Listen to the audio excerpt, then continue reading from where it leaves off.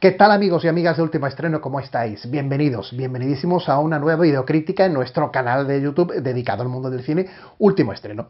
En esta ocasión vamos a hablar de una de las películas que más se han esperado en este año 2023, se ha hecho esperar, y que ya se ha estrenado en nuestro país, en España, como es El Napoleón de Ridley Scott. All of Europe is uniting forces against me. What's the outcome of this if you don't succeed? Your Majesty, we are discovered. Good. Me vais a permitir que antes de entrar en la crítica de la película, que se las trae, porque la película es un horror, pero antes de entrar en los detalles de por qué Ridley Scott ha hecho una horrorosa película, me vais a permitir que haga un poco, no es pedagogía, es un poco de unos apuntes que no me resisto a hacerlos y a compartir con vosotros unas impresiones relativas a la historia de Napoleón, solamente en unos breves minutos, pero creo que me encuentro la obligación de decirlo porque así lo siento y sobre todo de compartirlo con vosotros. A ver, se ha hecho una película sobre Napoleón. A lo largo de la historia del cine se han hecho películas sobre esta figura. Pero me da la sensación de que existe un cierto concepto de que cuando vamos a ver una película sobre Napoleón, vamos a ver algo, o leemos algo de Napoleón, vamos a estudiar o a visionar algo sobre una personalidad histórica respetable, sobre alguien que es importante para la historia. Hombre, es importante, ¿no?, para la historia mundial, pero alguien que hay que tenerle esa consideración de haber sido un estupendo militar, un estratega. Sí, todo eso está muy bien. Pero Napoleón era un dictador. O sea, Napoleón era un dictadorzuelo y que él mismo se autoproclamó emperador, que se puso la corona encima de su cabeza, así porque a él le dio la gana, que instauró el absolutismo más absoluto, valga la redundancia, en Francia, y fue un conquistador de países y un conquistador de Europa, uno detrás de otro. Es un señor, por decirle algo con lo de señor, acomplejado, y un tipo que está a la altura, en este caso podemos decir a la bajura, tanto por su tamaño como con la comparativa con otros dictadores y otros asesinos que ha tenido la historia, que hemos sufrido la historia, está a la bajura de otros tantos que nombres no quiero pronunciar. Porque, bueno, solamente las batallas napoleónicas, que son las que se refería a 3 o 4 países, no a todo lo que arrasó o intentó arrasar Napoleón, solamente en 3 o 4 países, las llamadas batallas napoleónicas provocaron la muerte de entre 4 y 5 millones de personas.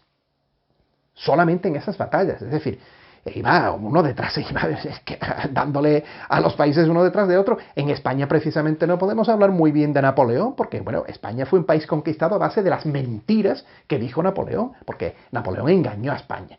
Napoleón iba a ir para Portugal, quería apoderarse de Portugal con la excusa de no sé qué con Inglaterra, que era su obsesión, y ya se quedó aquí y empezó a invadirnos, y invadió España.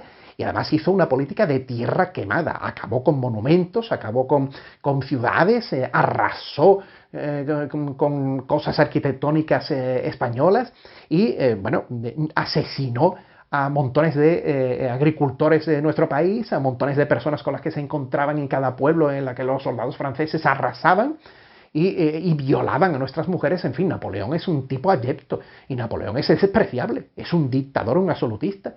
Lo digo para que no se nos olvide, que parece que es que Napoleón, bueno, que en la historia está Stalin, está Hitler, están unos cuantos más, y está este tipo que, aunque no creó campos de concentración, era un obseso que terminó su última palabra fue Francia y Josefina y no sé cuántos. Sí, muy bien, que a mí me parece muy bien que defendiera a Francia, pero hombre, fue un conquistador de países que además, insisto, en España le dimos estopa precisamente solamente en 2 sitios en los que Napoleón no entró. Una parte de Alicante y donde yo vivo, en Cádiz, en la provincia de Cádiz, a 12 kilómetros de Cádiz, en San Fernando, donde las tropas de Napoleón no pasaron del puente Zuazo, porque aquí le impedimos que entrara y conquistara, y el gobierno de España se tuvo que venir y constituirse en San Fernando, en este reducto, cuando toda España estaba conquistada. Es decir, bueno, otra cosa es lo que consideremos particularmente. Hay quien considera, visto lo visto, los resultados de nuestra historia desde el siglo XIX, hay quien considera que deberemos haber dejado entrar a los franceses y hoy seríamos, pues, hubiéramos sido bueno, pues una democracia distinta y hubiéramos progresado. Pero bueno, esas son opiniones personales, pero la verdad es que la historia está ahí. Y la historia dice que, bueno, que Napoleón fue una persona muy negativa para Europa y muy negativa para España. Que no se nos olvide, ¿eh? Que no estamos ante una figura que haya que homenajear, independientemente, que no perdamos la perspectiva, aunque se hagan películas de él. A ver, lo digo también porque es que en España somos un poco idiotas, por no decir del todo idiotas. Se presenta la película en Reino Unido. Ridley Scott, su director, como sabéis, es británico. El equipo de producción de la película, el equipo técnico de la película es generalmente británico. Estuvieron Joaquín Phoenix y estuvieron Ridley Scott en Inglaterra, la presentaron, hubo alfombra roja y ya está, y todo eso muy bien. Pero es que en España la película se presentó el otro día y en los alrededores del Museo del Prado hubo un show en donde se pusieron decenas de tipos vestidos de soldados franceses, preparados por la organización, subidos a caballo, con un ejército simulando un ejército francés. O sea, una parafernalia para que se presente una película sobre un tipo que en España no lo podemos ver y que hizo tanto daño a España. Y que nos impuso además como un rey durante un periodo de tiempo a su hermano que era un borrachuzo y un absolutista. O sea, vamos a ver, o sea, vamos a ver si no perdemos el norte. Está bien que se presente una película con una parafernalia. Si queréis llevar a Ridley Scott al Museo del Prado a ver las pinturas de Goya, que era un afrancesado, de acuerdo. Teniendo en cuenta que Ridley Scott ha pasado totalmente de España, porque España no se pronuncia en la película ni aparece nada, pero eso lo hablaremos luego. Pero que, hombre, que vamos a ver, ¿vale? que es que somos imbéciles, de verdad que es que somos idiotas. O sea, ¿para qué vestimos a nuestra gente de franceses, de soldados franceses, a caballo incluso? Sacamos a los caballos para presentar una película de un tipo como Napoleón. Es que de verdad es que a veces este país es una cosa.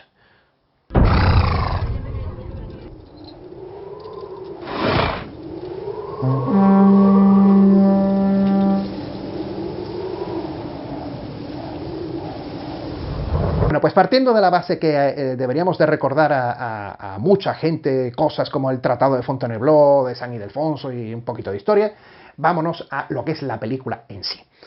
Partiendo de la base de que una película no es buena ni mala técnicamente ni globalmente porque no refleje la realidad histórica.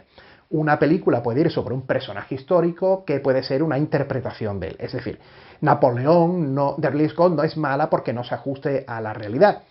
Es mala por muchas otras cosas que ahora os voy a contar. Pero mala de narices, pero mala de rabia generada por un boca a un perro, ¿no? O sea, un horror.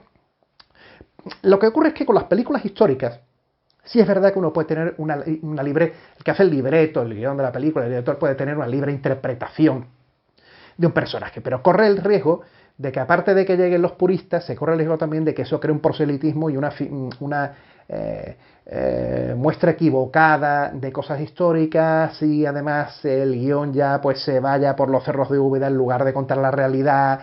Y hombre, también hay que ajustarse a un poco a la realidad de las cosas, ¿no? Ya que estamos tratando un personaje histórico, si no te inventas un personaje que no existe, creas un héroe o creas un conquistador y haces una película sobre él, pero si lo haces sobre Napoleón es lo mismo que si en el hundimiento no hubieran puesto a Adolf Hitler en el búnker suicidándose, ¿no? O con todos los que se suicidan allí, ¿no? Y se hubiera inventado otra cosa, hombre, es decir, no sé, o haces una película sobre Julio César y no pones lo del Rubicón, ¿no? O no haces...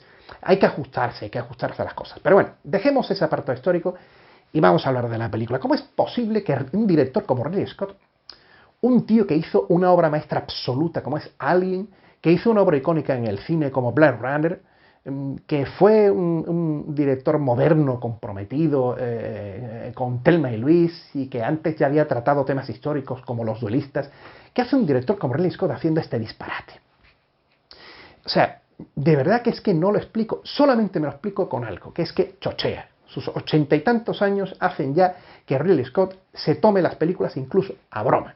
Porque aquí hay cosas en esta película que es que te la tienes que tomar en broma porque yo creo que el propio director se la toma en broma.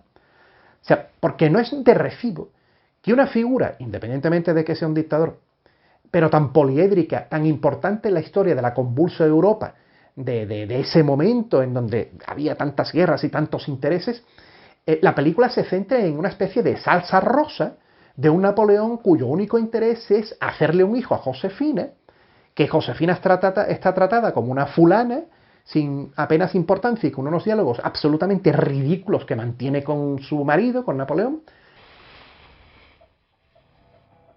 Lo único que toda la película está dando el coñazo todo el tiempo, constantemente, son dos cosas. Una, las batallas, de las que ahora hablaremos, y otra, la obsesión de Napoleón por tener un vástago, por tener un hijo.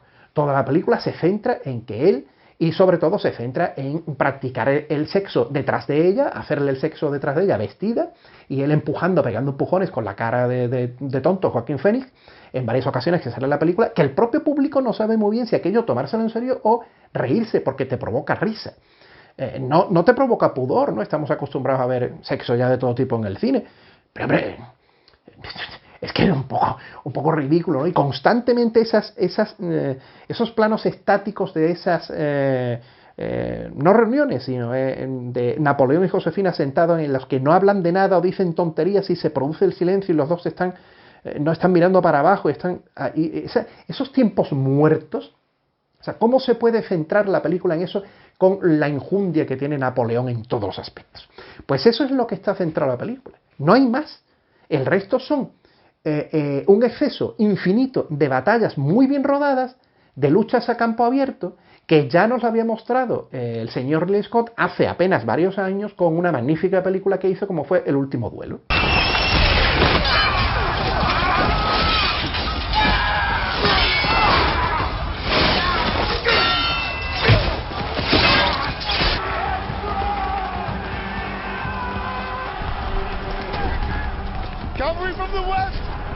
Entonces, si ya has mostrado batallas, si ya hay directores en el cine que desde hace muchísimos años hasta ahora en el cine moderno, los técnicos en el cine, aparte de que hay que tener un buen director, no le quiero quitar mérito a los directores, pero los técnicos hoy te hacen maravillas.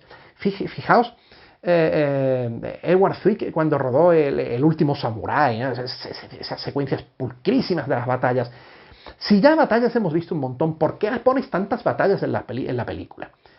Y además se nota el tijeretazo, porque Ridley Scott ha hecho una película 4 horas y pico, pero claro, para que la veamos en el cine, ha tenido que cortar, ha metido la tijera y ha hecho una película 2 horas y media.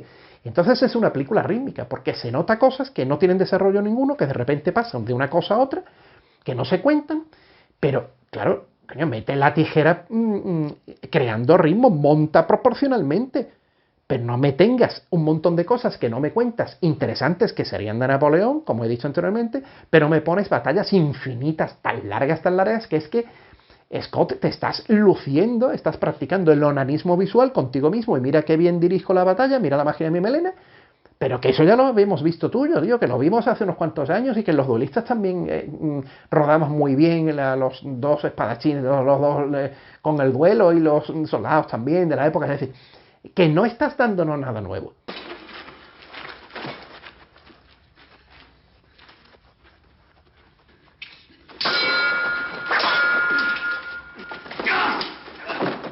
Dale enjundia a la película está vacía, no hay nada en la película está hueca. Se esquematiza todo lo que ocurre con Rusia, con Prusia, con Austria, y se deja...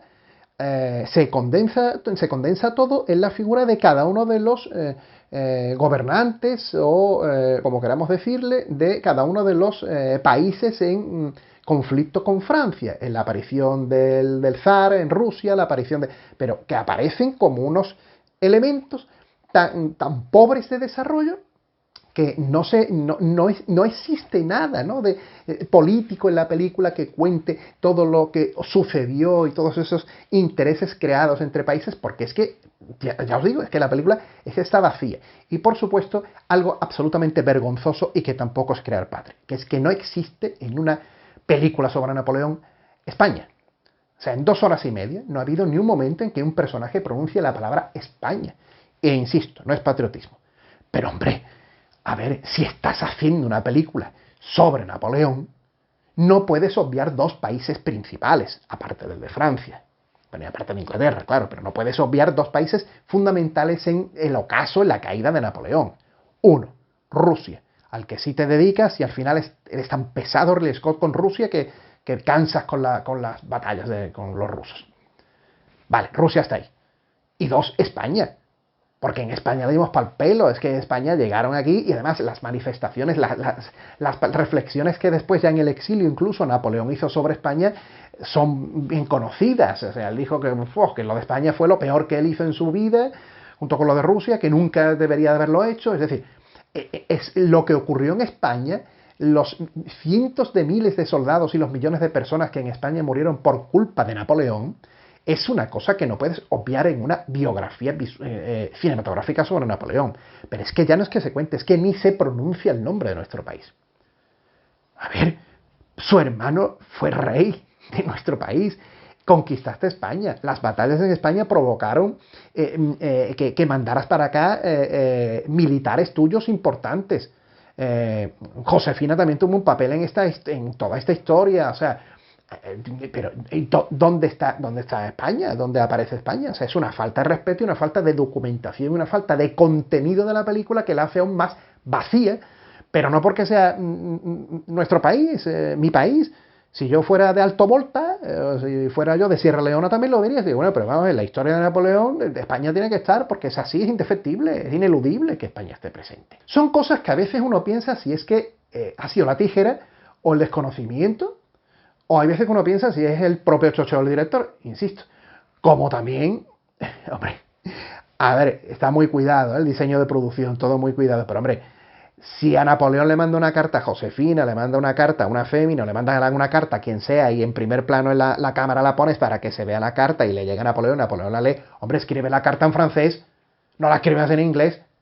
Las cartas de la gente, de los franceses en Francia, en ese momento, al igual que en cualquiera, pero una carta de una fémina que quería hacerle llegar un mensaje, es que no quiero contar cosas de la película, que quiere contactar con Napoleón y todas esas cosas, la carta la escribe en francés, ¿no?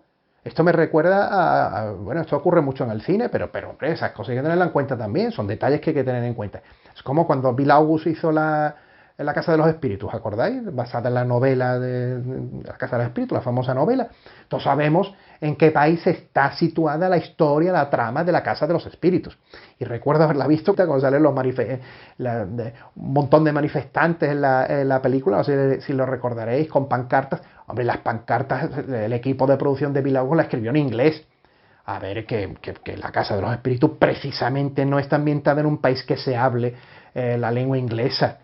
Lo normal es que los manifestantes de aquella historia se manifestaran con pancartas escritas en español, en castellano. Pues aquí sí, igual, tío. Escribe en francés la carta, que no en inglés, no en el idioma en el que estáis haciendo la película. Eso es una cosa increíble, de verdad.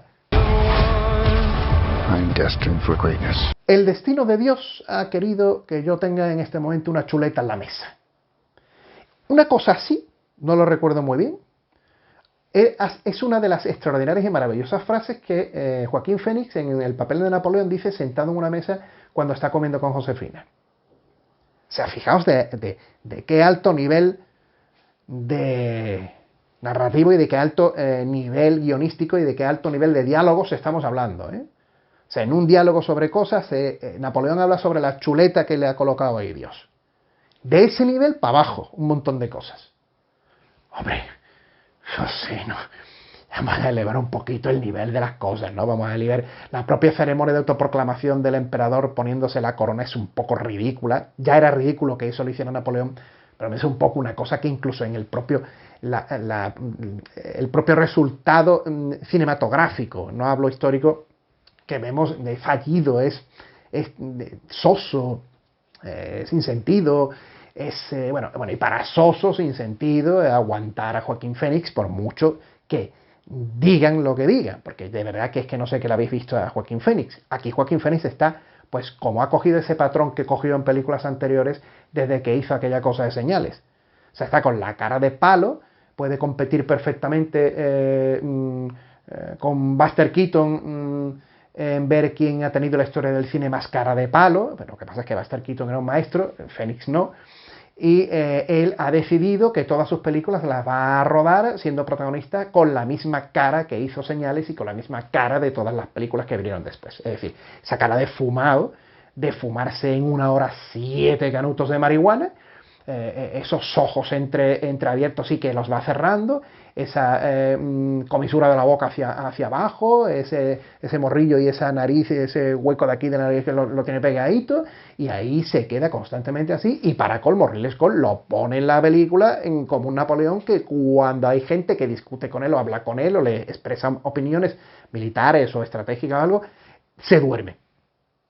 No sé si Napoleón se dormía en las reuniones, no lo sé, pero ya para colmo de males pone a Joaquín Phoenix durmiéndose, cuando ya él constantemente interpreta cerrando los ojos y con cara de dormido. O sea, es la desesperación total de un personaje con una interpretación vacía, de un actor vacío y de un actor que a veces vamos a ver en pantalla, a veces lo vamos a ver, esa sonrisa maquiavélica y esa forma de interpretar que hizo de Joker, que también se le ha quedado pegado lo de Joker. Así que, querido Joaquín Phoenix, a veces cuando te decides tener un registro interpretativo un poquito más animado, que le dé un contenido a tus papeles y te olvidas el Joker también, que ahí, bueno, pues ese papel estaba bien para ti, porque tú eres así interpretando. Una lástima, a ver si cambias alguna vez.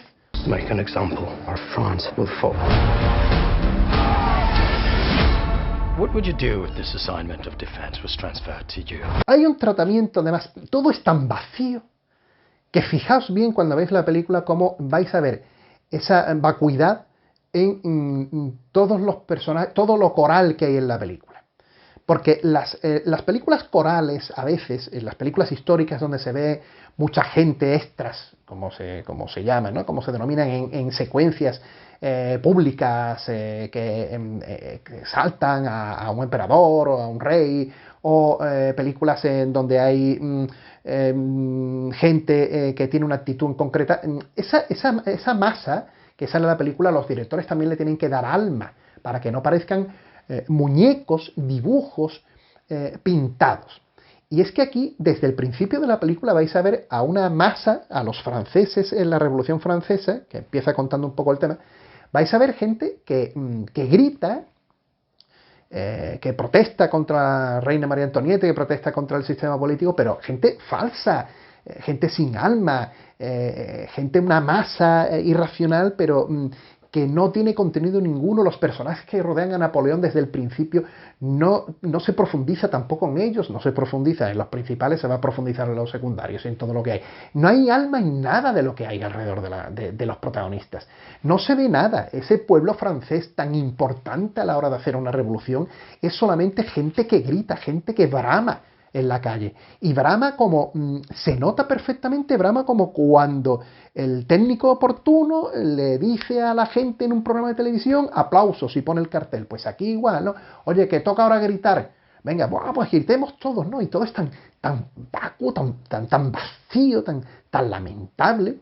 Ridley Scott intenta disimular bien, porque él hace unos fuegos de artificio muy buenos. La película empieza con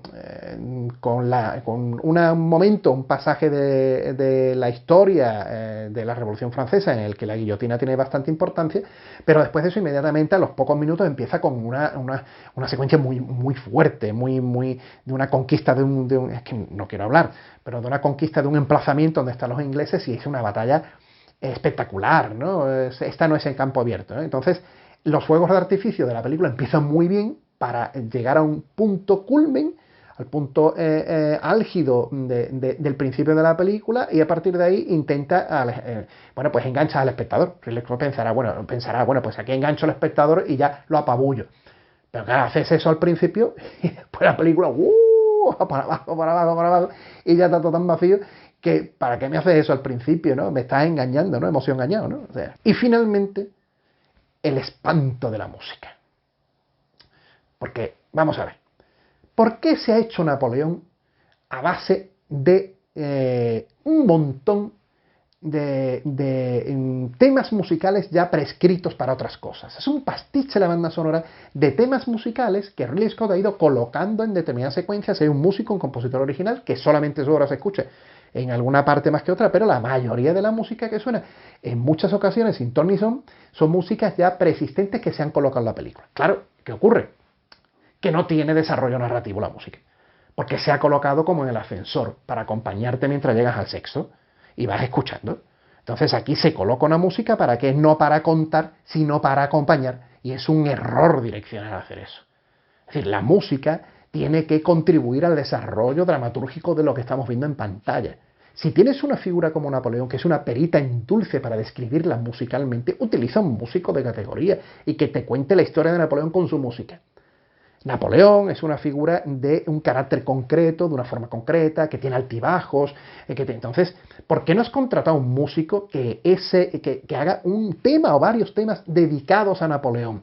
Y que Napoleón quede reflejado en la banda sonora, en los temas y en los devaneos mentales de Napoleón y en sus temores o en sus decisiones militares esté reflejado en una música dedicada a ese personaje. Si tienes a Josefina, que es una figura que la has desaprovechado totalmente, también te ocurre en la música. O sea, utiliza un músico que te haga una música dedicada a Josefina, que te haga a personajes, porque no siempre hay que hacerlo así, pero una película de este tipo, en donde tienes unos personajes tan definidos, tan claros, en donde tienes esa oportunidad de que la música narrativamente acompaña al personaje y el espectador lo perciba por los ojos y por el oído, y perciba el desarrollo, el ocaso, la evolución o involución del personaje, utiliza una música, pero no pongas una cosa ya escrita ahí, venga, ya hecha ahí, venga, lo pongo ahí para que acompañe. No, eso no. Y en una película con personajes históricos, menos. Tenías la oportunidad de eso, la oportunidad de dedicar un tema musical al propio pueblo francés, a la gente cuando sale, la oportunidad de identificar a personajes o incluso al propio pueblo inglés cuando sale la película, a los rusos. O sea, se ha desaprovechado la oportunidad musicalmente de hacer una gran banda sonora para hacer un pastiche y una banda sonora original de unos minutos que no dice nada en la película.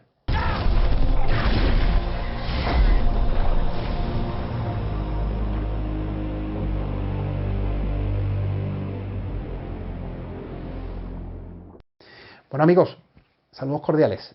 Seguimos yendo al cine, seguimos viendo películas, seguimos decepcionándonos o no. Hemos pasado de esa estupendísima película que ha hecho Martin Scorsese ahora a esta, entre las películas más sonadas de este año, me refiero. Por en medio hay pues muchas más, y de algunas que se estrenan en estos días también seguiremos hablando en Último Estreno en nuestro canal.